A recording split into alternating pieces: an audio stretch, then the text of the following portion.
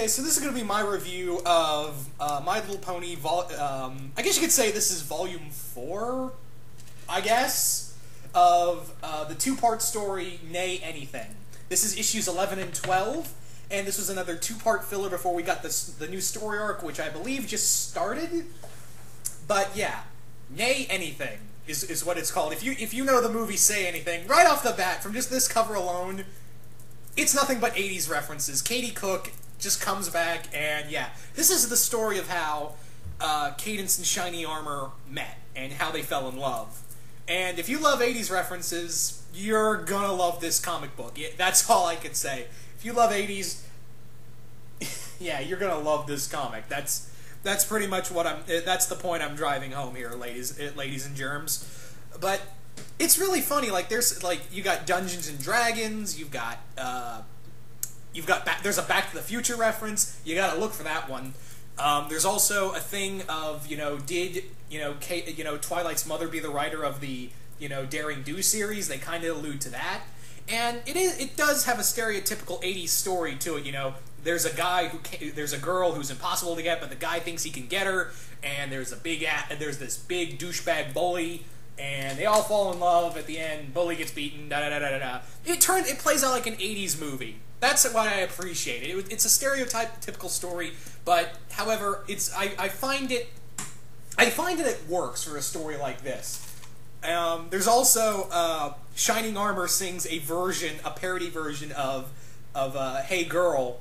I think that's the name of the song, by Oingo Boingo, which I was actually like, that's clever, because I don't know, like, I didn't catch that the first time around. That's the thing. You gotta look around, you gotta go back around and be like, oh, that's what it was.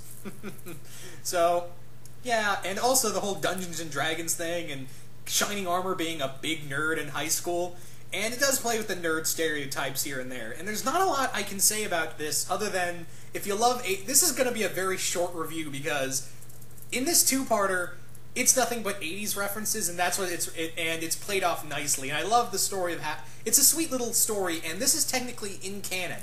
This is technically an in-canon story for the romance between Shining Armor and Cadance, because not BBC, Hasbro okayed it. So I was like, okay, so I guess the comics are now technically canon. All right.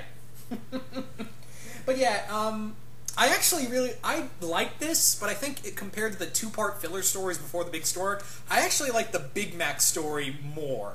I actually preferred the Big Mac story more, because I actually found myself laughing my ass off more. In here, it was just like, oh, look at that, oh, that's so cool, look at that.